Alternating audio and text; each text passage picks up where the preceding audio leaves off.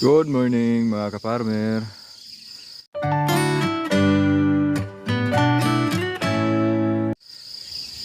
Ingon ani amo ang lugar. So say na ni ngating uwan na gyud.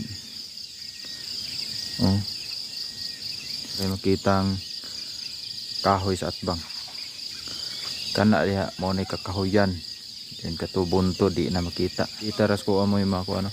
Ug adto po kasunahan ani kini akong area di po ni makita. Now na sugod nagtingbog now diri sa moang area. Oh. Wala na kay halos makita dito kita og buntod pa diyang area. Diri kakahuyan.